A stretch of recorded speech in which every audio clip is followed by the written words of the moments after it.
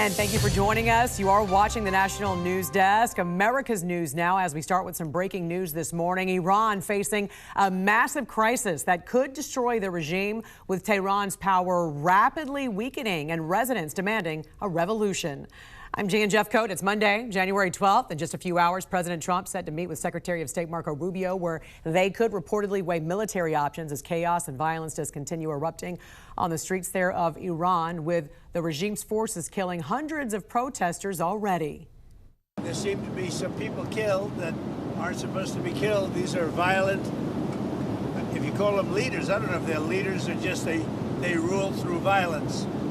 But we're looking at it very seriously. The military is looking at it, and we're looking at some very strong options. We'll make a determination. And we want to get right to Mark Boyle at the live desk with the very latest for us right now. Mark, Trump also said Iran has reached out and wants to negotiate. So what are you learning this morning? Well, we know that the Trump administration looks to get going early this morning on the possible future with Iran. What that would look like, it's not clear yet, Jan. It's a quickly evolving story. Those leaders in Iran are looking to work with the U.S., though, to avoid any more military intervention in the Middle Eastern nation. All of this comes as the third week of the nationwide anti-government protests continue.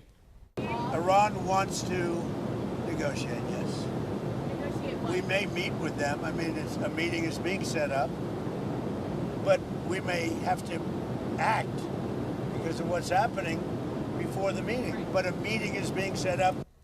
So far, more than 500 people have been killed, and that's on top of the more than 10,000 others who have been arrested and transferred to prisons as well. Communications still down across Iran, making it even more difficult to get information out across the country. This is now day 4 of no internet access for that region, with the State Department saying Iran is trying to make it even harder for human rights abuse information to come out. So right now, Israeli Prime Minister Benjamin Netanyahu and U.S. leaders are coming together to talk about military action, or the possible of military action there. Over the weekend, the Prime Minister had phone conversations with Secretary of State Marco Rubio, more expected later this week. Meantime, back here at home, an anti-Iranian protest turned violent in the past 24 hours. You can see some of the video there. That U-Haul truck driving right into a crowd of protesters with a sign on the side saying discouraging the military intervention in Iran. At least 2 people were hurt. This happened in Los Angeles.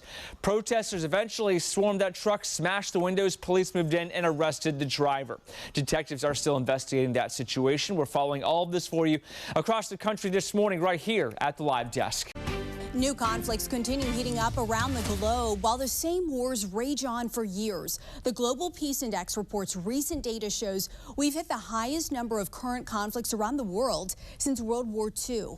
Let's go to Emma Withrow from the Fact Check team, and obviously the largest conflicts of the world right now. We've discussed at length every single day, but where is the U.S. indirectly involved? There's a long list aside from Ukraine. Yeah, absolutely. I mean, no direct involvement, obviously, but we are indirectly involved in many different ways, and we have a military presence in different regions still. So just getting down to the basics here, American forces are directly engaged in limited combat and counterterrorism operations in places like Iraq, Syria, Yemen, and Somalia, while we're indirectly backing allies through things like weapons, funding, intelligence, and deterrence in conflicts like Ukraine, obviously Ukraine, Russia, and then Israel, Gaza.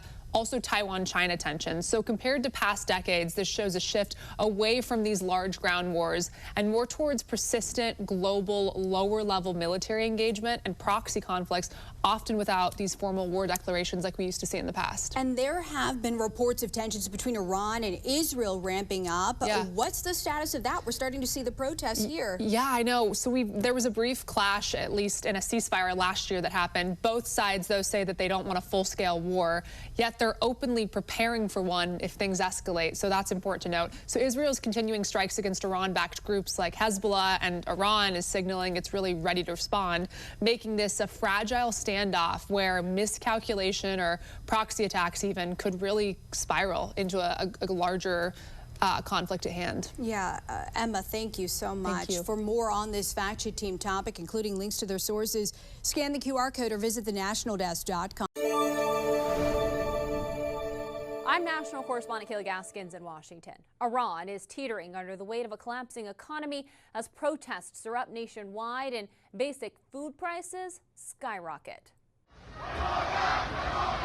A spiraling economy in Iran continues fueling widespread protests across the nation.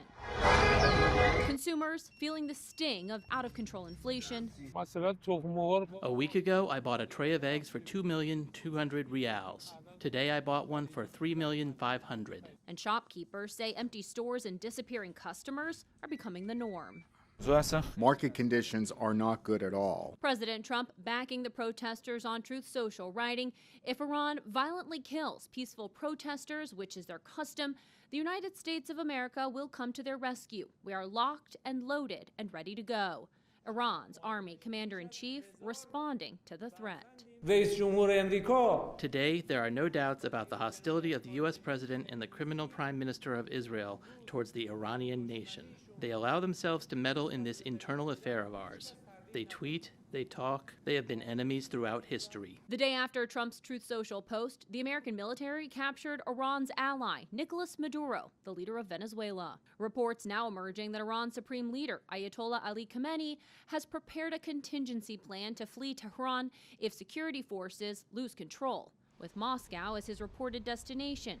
A route that mirrors the path taken by Syria's Bashar al-Assad when his security collapsed in December of 2024. Iran has long been seen as a destabilizing force in the Middle East, funding terror proxy groups like Hamas, Hezbollah, and the Houthi rebels.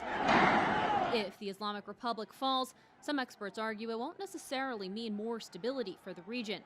There's no clear opposition to take control of the country, and there are high risks of internal chaos. Some experts predict the biggest beneficiaries, should the Iranian regime collapse, will be Iraq and the Gulf states in the short term. However, in the long term, Turkey is positioned to make the most gains.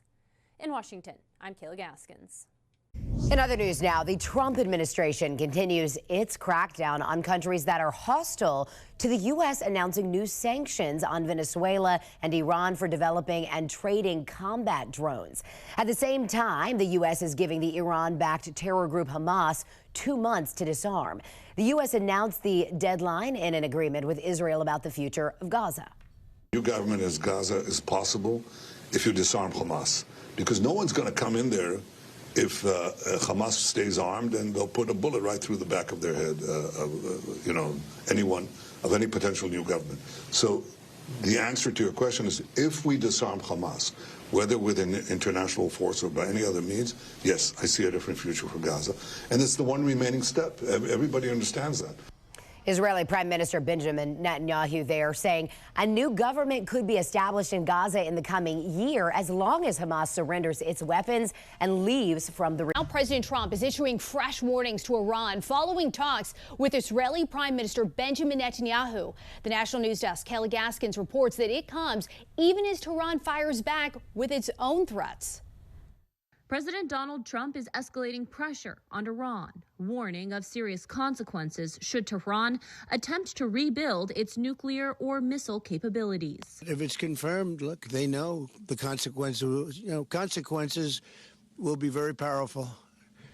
Maybe more powerful than the last time. Trump addressing concerns Iran may be trying to reconstruct nuclear sites after U.S. strikes earlier this year. The allegations remain unconfirmed. I hope they're not trying to build up again, because if they are, we're going to have no choice but very quickly to eradicate that buildup. Trump making the remarks after meeting with Israeli Prime Minister Benjamin Netanyahu at Mar-a-Lago, where Iran and regional security dominated the agenda.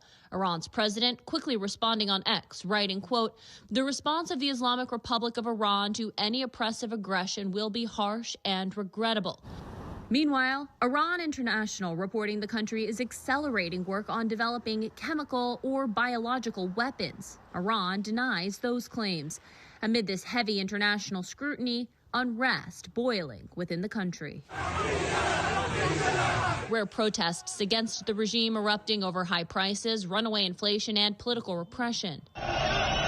Verified videos posted on social media showed demonstrations Monday at an upscale shopping mall near Tehran's main bazaar. The size of the protests could not be independently confirmed, but demonstrations erupted in multiple locations across the country, signaling growing public frustration with Iran's leadership. The unrest comes as Iranian authorities intensify a crackdown on dissent. Human rights groups say the government has arrested key opponents and carried out the highest number of executions this year in nearly 4 decades, part of an effort to prevent a broader uprising. I'm Kayla Gaskins, reporting for the National News Desk, America's News Now.